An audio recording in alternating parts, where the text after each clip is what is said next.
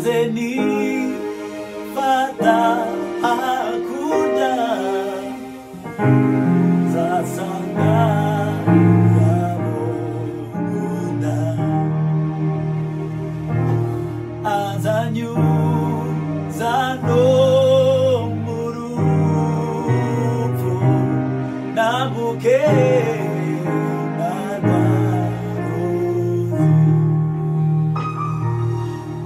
mazeni fata hakuja zasanga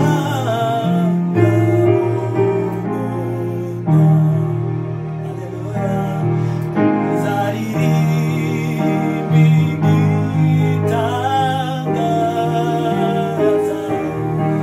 Yesu mami yakoze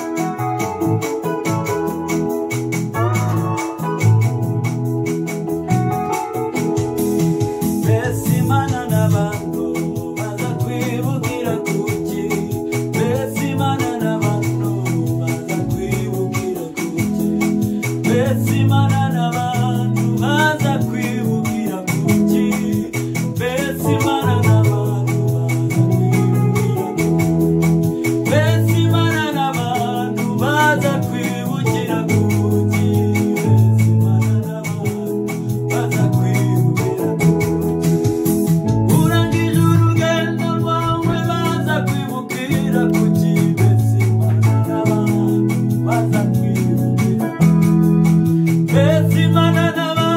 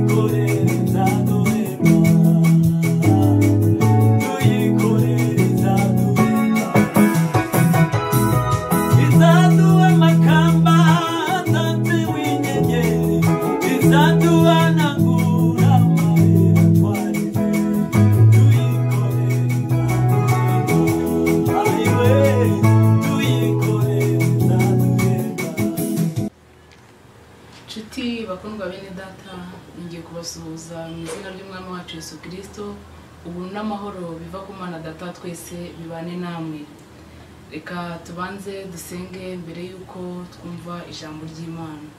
Uwiteka Mana nziza, Data twese twongeye kugushima ko urukundo rwawe n'imbabazi udahemwa kubitugaragariza uko bwije n'uko bukeye.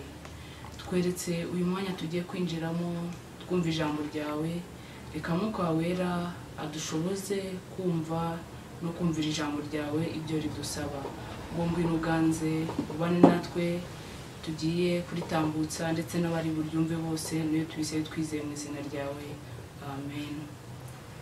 Kuri uyu wa 9 Kamena 2020 nishimiye kubasangiza ijambo ry'Imana tugiye gusangira mwaka kanya rifite intego igira iti kugaragaza ibiranga urukundo nyakuri. Turaza kwifashisha igice tugiye gusoma mu rwandiko rwa mbere rw'Abakorino igice cya 13, turasoma duhereye ku murongo wa mbere tugeze ku murongo wa 3. Reka dusome mu izina rya Yesu. Nubwo navuga indimi z'abantu n'iz'abamarayika, ariko singira urukundo mba mpindutse nk'umuringa uvuga cyangwa icyuma kirenga. Kandi nubwo nagira impano yo guhanura, nkamenya ibihishwe byose n'ubwenge bwose, kandi nubwo nagira kwizera kose, nkabasha gukuraho imisozi, ariko singira urukundo ntacyo mba ndicyo. Kandi nubwo natanga ibyanjye byose ngo ngaburire abakene, ndetse nkitanga ubwanjye ngo ntwikwe, ariko singire urukundo ntacyo byamarira. Urukundo rurihangana, rukagira neza, urukundo ntirugira ishyari, urukundo ntirwirarira, ntirwihimbaza, ntirukora ibiteye isoni, ntirushaka ibyarwo, ntiruhutiraho, ntirutekereza ikibi ku bantu, ntirwishimira gukiranirwa kw'abandi, ahubwo rwishimira ukuri. Rurababarira byose, rwizera byose, rwiringira byose, rwihanganira byose. Urukundo ntabwo ruzashira. Guhanura kuzarangizwa, no kuvuga indimi kuzagira iherezo. Ubwenge nabwo buzakurwaho, kuko tumenyaho igice kandi duhanuraho igice, ariko ubwo igishyitse rwose kizasohora, bya bindi bidashyitse bizakurwaho. Nkiri umwana muto navugaga nk'umwana muto, ngatekereza nk'umwana muto, nkibwira nk'umwana muto, ariko maze gukura mva mu by'ubwana. Icyakora noneho turebera mu ndorerwamo ibirorirori, ariko icyo gihe tuzarebana duhanganye mu maso. None menyeho igice, ariko icyo gihe nzamenya rwose nk'uko namenywe rwose. Ariko none hagumweho kwizera n'ibyiringiro n'urukundo, ibyo uko ari bitatu, ariko ikiruta ibindi ni urukundo.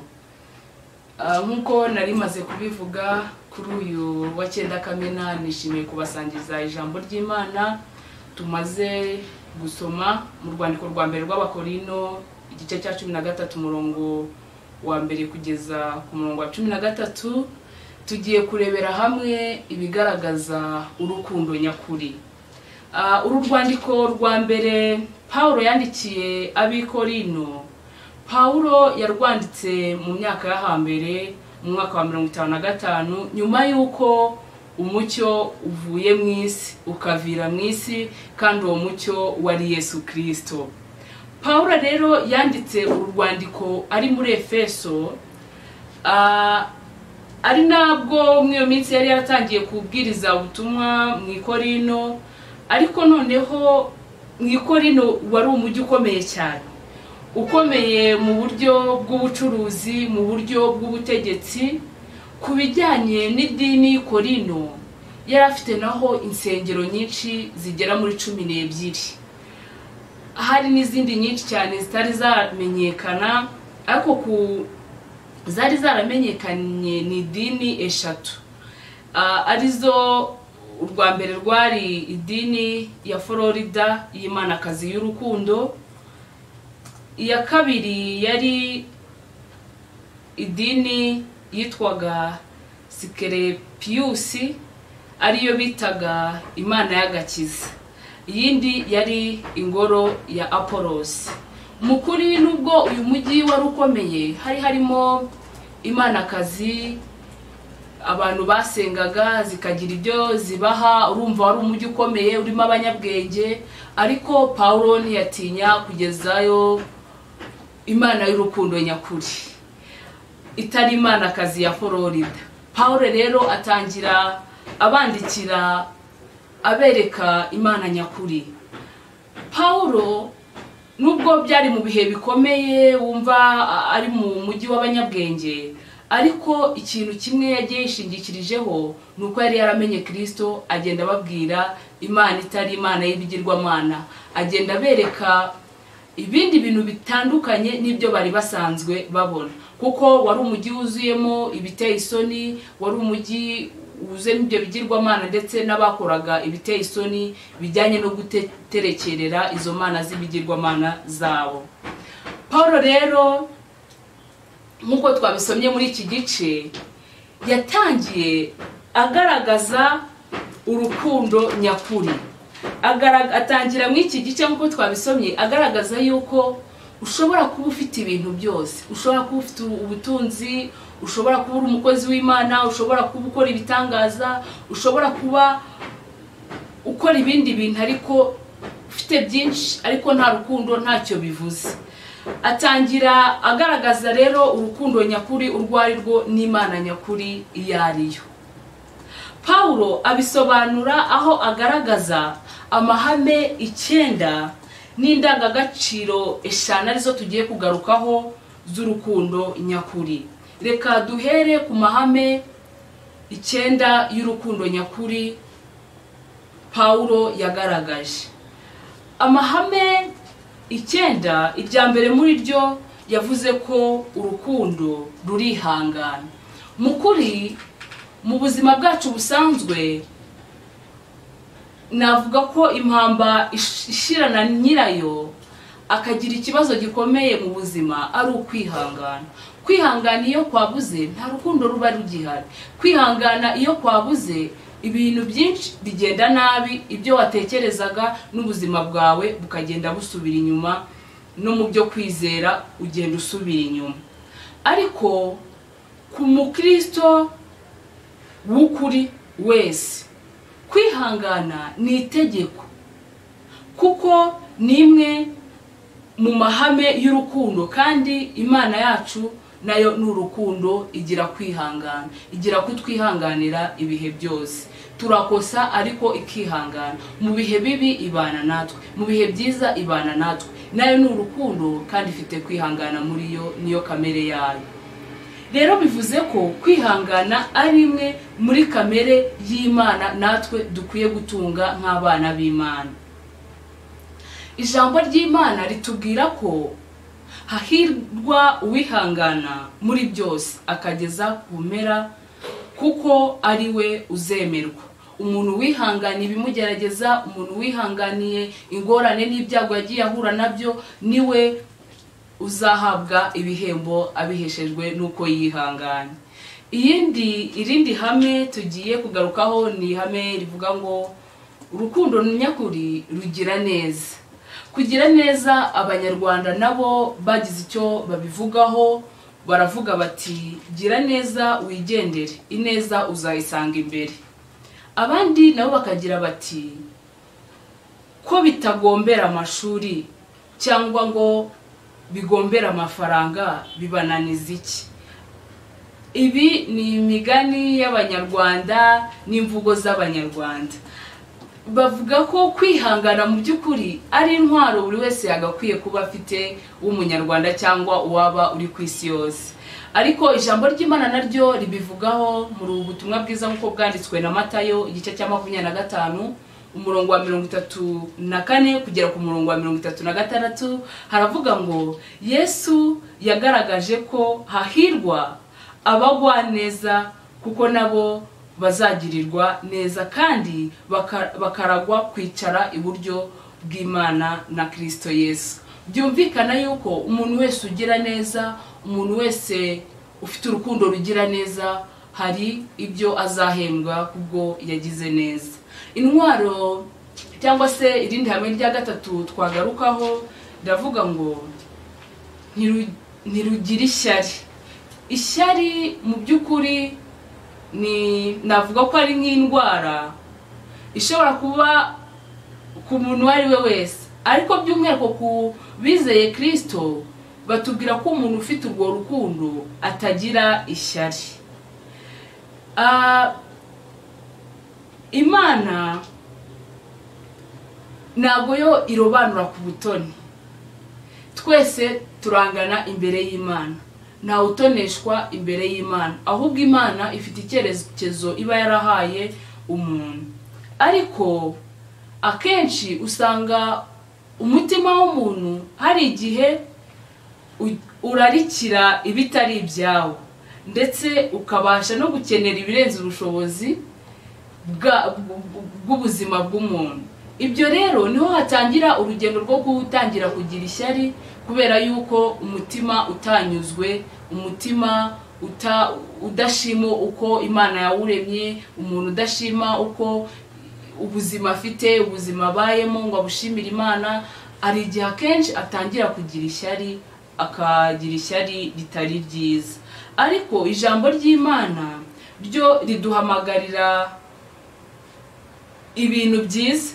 Riravuga ngo ntimukararikire ibikomeye, ahubwo muri byose mujye mushima Umwami kandi munyurwe n'ibyo yabahaye. Byumvikana yuko dukwiriye kunyurwa n'ibyo Imana yaduhaye, kandi tukayishimira mu byo yaduhaye, byaba bike byaba byinshi tukayishimira. Irindi hame rya kane ni hame rivuga ngo ntirwirarira. Urukundo ntabwo rwirarira. Kwirarira cyangwa kwiyemera cyangwa kwihimbaza ni bimwe mu byaha Imana yanga urunuka.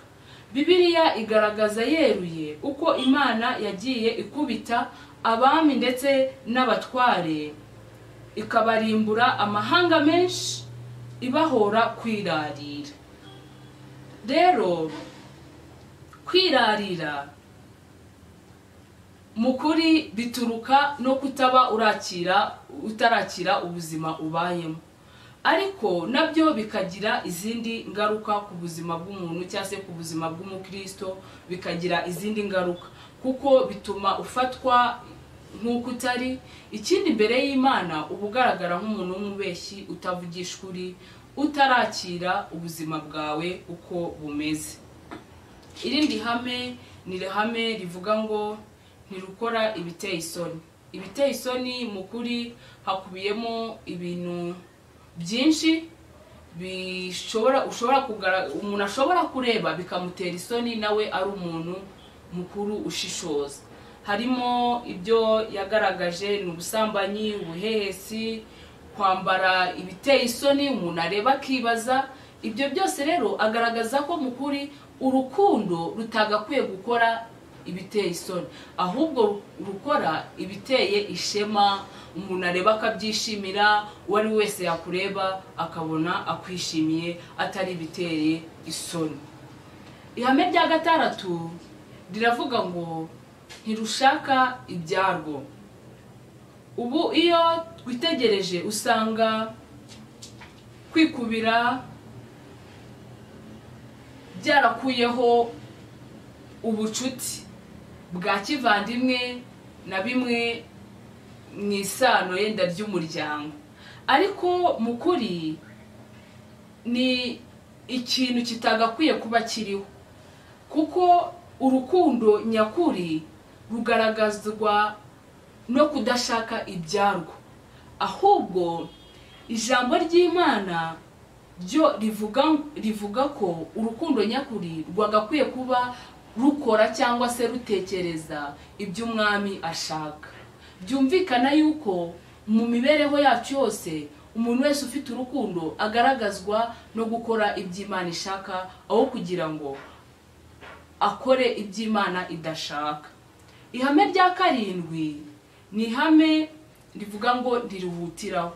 Akenshi iyo umuntu ahutiyeho cyangwa agakora ibintu ahubutse, hari igihe abikora nabi, agakora n'ibitari bikenewe. Ubundi nshimira Imana ko yo mu mikorere yayo, mu mivugire yayo, mu mibereho yayo, muri kamere yayo, yo ikora uko ishatse kuko ari Imana, kandi igakora ibikwiriye. Rero natwe amaraso ya Yesu Kristo icyo yakoze twese turakizi. Yaduhanaguyeho icyaha, araza atarobanura ku rutoni, araza adahutiraho, atavuga ngo ndakiza uyu nguyu, ngo ndeke uyu nguyu, ahubwo aza iyo yeza umutima wa buri wese wemeye kumwakira nk'umwami n'umukiza. Ntabwo yaje ahutiraho, yakoze ibintu uko byari bigenwe, kandi Imana no muri kamere yayo ntabwo yo ihutiraho. Iryo naryo ni hamwe rigaragaza urukundo nyakuri. Urukundo nyakuri ntabwo ruhutiraho. Ihame rya munani, nk'uko twabisomye mu ijambo ry'Imana, Pawulo yavuze ko urukundo rudatekereza ikibi ku bantu. Kenshi usanga rimwe na rimwe mu mitekerereze yacu ndetse no mu mivugire no mu mitima, akenshi usanga rimwe na rimwe mu by'ukuri ushobora kureba ikintu ukagitekereza uko kitari, ariko mu kuri ku muntu ufite urukundo yishimira ibyiza mugenzi we yagezeho, yishimira intambwe mugenzi we yagezeho, yishimira ko undi atera intambwe nziza, ibyo ngibyo akabyishimira. Iyo mu kuri ahantu hatari urukundo haba hari urwango. Ni ibintu bibiri bitandukanye, ariko mu kuri umutima udafite urukundo uba ufite urwango, kuko urukundo iyo ruhari urwango ntabwo ruba ruhari, kandi mu kuri urukundo runesha urwango. Ikindi yavuze asa nk'ugarukaho, yavuze ko urukundo rutishimira gukiranirwa kw'abandi, ahubwo urukundo nyakuri rubagaruza ineza yaba yaguye n'umuseka, ahubwo ukamwegera ukamuganiriza amagambo amuhumuriza, ukongera ukamwereka yuko nubwo yaguye cyangwa nubwo ari gukora ibyangwa n'amaso witeka, hari imbabazi zishobora kongera kumubabarira, imbabazi z'Imana zihoraho, ukamubwira amagambo meza, ahubwo ntiwishimire ko yaguye, ukishimira yuko yateye indi ntambwe agaruka kuri Yesu Kristo. Mu kuri aya ngaya ni amahame 9 Paulo yanditse mu rwandiko rw'Abakorino rwa mbere igice cya 13, agaragaza yuko mu kuri ibintu byose byashira, ariko urukundo ari rwo rutazashira. Ibintu byose umuntu yakora byashira, ariko urukundo mu kuri ntabwo rushobora gushira. Reka tugaruke ku ndangagaciro 5 nanone z'urukundo nyakuri twagakwiye kuba dufite, twagakwiye kuba tugendana, twagakwiye kuba tugaragaza mu buzima bwacu bwa buri munsi nk'abantu twizeye Kristo. Iya mbere yavuze ko urukundo rwishimira ukuri. Bivuze ko umuntu wamenye Imana akwiriye kuvugisha ukuri. Akenshi kubeshya abantu babifata nk'akantu gatoya, ariko mu kuri imbere y'Imana ntabwo bigaragara nk'ikintu gitoya. Kubeshya bishobora kuba biba intandaro y'umuyoboro ushobora kukuyobora mu nzira mbi, ariko iyo uhagaraye ku kuri ukavugisha ukuri binezeza Imana, kandi Imana yishimira umutima utaryarya, umutima uvugisha ukuri. Ikindi cya kabiri Paulo yagaragaje mu ijambo ry'Imana twasomye, yavuze ko rubabarira byose. Mu kuri urukundo, tugendeye ku rukundo Imana yadukunze ikadukunda atari ko turi abakiranutsi, byahwanye birenga cyane rwose n'imbabazi Imana yatugiriye. Ahari urukundo hagomba kuba hari n'imbabazi, kuko hari urukundo gusa nta mbabazi wavuga ko haba hari urwango rwose. Ariko ijambo ry'Imana ritubwira ko urukundo rukwiriye kubabarira byose. Ikindi yavuze nuko urukundo rwizera byose. Kwizera kurarema, kwizera kubeshaho, kwizera gufata ibitariho, ibitagaragarira amaso y'abantu, kukabigira ikintu gishobora kugaragarira buri muntu wese, kandi gushobora ibidashoboka. Abana b'Imana iki kintu tuvuze kwizera tucyumva cyane, kuko kwizera niyo ntwaro ya mbere ituma tubaho. Twizeye umwana w'Imana Yesu Kristo aduhesha amahoro, aduha ubugingo. Rero ahandi hantu hari urukundo hagaragazwa no kwizera, kandi kwizera kutumenyesha ko turi abana b'Imana. Umwana w'Imana arangwa no kugendera mu nzira nziza, aba yarizeye Kristo, ariko noneho agaharanira kugera mu kirenge nk'iki. Ikindi yavuze ko rwiringira byose. Ibyiringiro byacu twebwe abakijijwe biri ku Mana yo yonyine, kuko gutabarwa kwacu guturuka kuri yo. Imibereho yacu ishingiye ku Mana. Ibyiringiro n'agakiza dufite byaturutse ku Mana Data wa twese. Niyo mpamvu ibyiringirwa byose ku Mana dukwiye kubyizera. Iby'Imana itubwiye tukaba ari byo dukora, kuko ubuzima bwacu bwose twabuhariye Imana. Ikindi yagarutseho, yavuze ko mu kuri mu ndangagaciro z'umukristo yagakwiye kuba afite, yongeye kugaruka ku kintu cyuko urukundo rwihanganira byose. nanone kandi kwihangana kuragarutse. Kwihangana iyo binaniriye umuntu, icyambere atangira gucika intege, akava mu buntu bw'Imana, akibagirwa amasezerano Imana yamuhaye, akibagirwa umurimo ukomeye Imana yakoze. Bamwe iyo kwihangana kwashize mu mutima we nta kukirimo, akenshi agwa mu byaha, akananirwa kwihanganira ibibazo n'ibigeragezo ahura nabyo, akagwa mu bitukisha izina ry'Imana, ariho batangira bamwe kuvuga bati uriya ko yaguye habaye iki, uriya ntiyari umukristo. Ariko mukuri ubuzima wabayemo bwose uko waba uri kose, dukwiriye kwihangana kuko nibyo Imana idushakaho. Ikindi Paulo yaravuze ngo nyiri umwana natekerezaga nk'umwana, navugaga nk'umwana. Ariko yongera kuvuga ikintu gikomeye, avuga ko akuze, bisobanuye ko akimara kumenya Yesu Kristo, akimara kuba umwigisha wa Yesu Kristo, yatangiye noneho gutekereza neza, atagifite ibitekerezo by'ubwana, atakivuga nk'umwana, ahubwo atangira kuba umuntu mukuru. Kuko muri we yari afite ijambo, kuko muri we yari yagize undi muntu amenya utandukanye n'abandi bari babanye. Imana ishimwe cyane kuko natwe yaduhaye ukomeza gutekereza nk'abantu bakuru, yadukuye mu bwana, yadukuye mu byo twakoraga bidashimisha Imana, ahubwo Imana itwicaza ku ntebe y'umwana wayo Yesu Kristo, itwicazanya nawe, yongera kutubabarira muri Yesu Kristo, yongera kuduha amasezerano, yongera kutugirira neza. Imana yacu ishimwe cyane. Mukuri nubwo ibihe dusohoyemo bigoye, ariko hari ikintu dukwiriye kuzirikana. Urukundo nyakuri rurangwa n'ariya mahame 9 nababwiye, na zino ndangagaciro 5 twavuze, twasomye mu ijambo ry'Imana.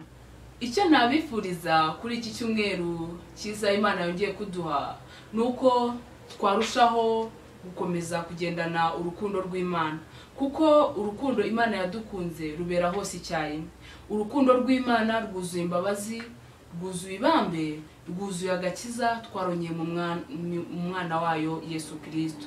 Mukuri nicyo nabifuriza, gukomeza kugendana urwo rukundo rwuzuye imbabazi, rwuzuye agakiza, kugira ngo turusheho gukora ndetse no gushaka ibyo Imana ishaka. Mukomeze kugira urukundo rw'Imana, kandi Imana yo nyir'ubuntu yuzuye ibambe ikomeze kubana na buri umwe, ibashe guhaza ibyifuzo bye. Nibyo nabasabira kuri iki cyumweru, nanjye nisabira mu izina rya Yesu Kristo, amen. Mana nziza, Mana yuzuye urukundo rwinshi, tugushimiye kubw'ijambo ryongeye kutuzuzamo imbaraga, ritubwira yuko urukundo rwawe rurangwa n'ukuri, rwihangana ndetse rugira imbabazi n'ibindi byinshi tutarondora. Ndagusaba kugira ngo Mwami ukomeze kuduha kuguma mu rukundo rwawe, ukomeze kutwereka inzira dukwiriye kunyuramo kugira ngo dukore ibyo ushaka. Ukomeza kubana natwe, ubane n'abantu bose barumvira ijambo, ne tuyise twizeye mu izina ryawe, amen.